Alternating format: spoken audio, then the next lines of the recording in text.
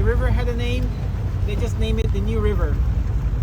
But the Maya name, the River of Strange Faces, was the Spanish came, the British came, the Confederates came, the African slaves, the Chinese slaves, the East Indian slaves who were brought here to work in the sugar plantation because the Confederates decided to set up a rum factory here in Belize. At the Mayan site, there was a rum factory, but an outbreak of yellow fever and smallpox made this operation fail. But the remains of the sugar factory is there, which is a big steam engine. At the top of the steam engine, it's marked Leeds Foundry, New Orleans. That's where it was manufactured. So we're going inland. We're heading into the center of Belize.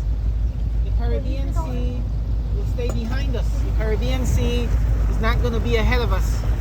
The Caribbean Sea is 40 miles away. It's too far away for this water to be salty, to be brackish. This is pure fresh water. So we're heading to the source of the river.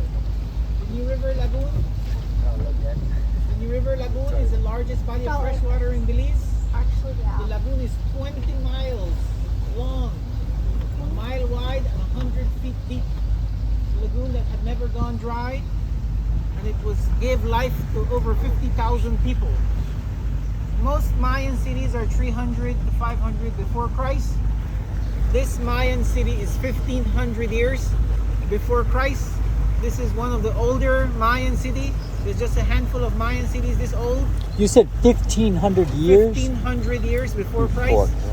By 900 after Christ, most Mayan city has been abandoned.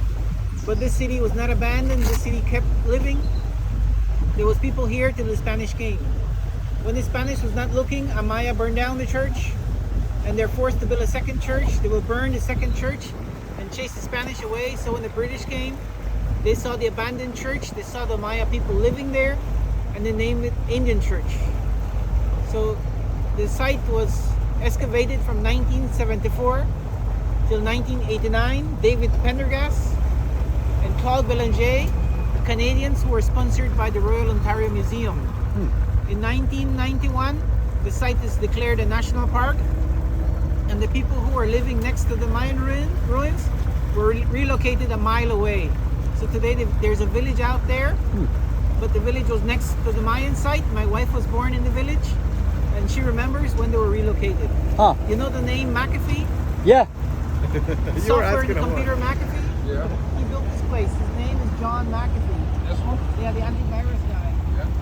He built this place. Wait, this house on the left? Yes. It doesn't really look that grand. No. He had 3 more houses. He had some really nice cabins. What was he doing here? Making drugs and stuff like that? He was using those little houses as labs. He was being accused of making drugs. Oh, those were the labs right there? McAfee's labs?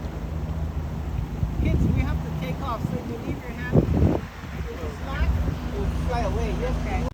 It would have to compete with so many trees. So in the brackish or salt water, less competition. So it doesn't like growing here. Coca plum is the lower trees. Coca plum.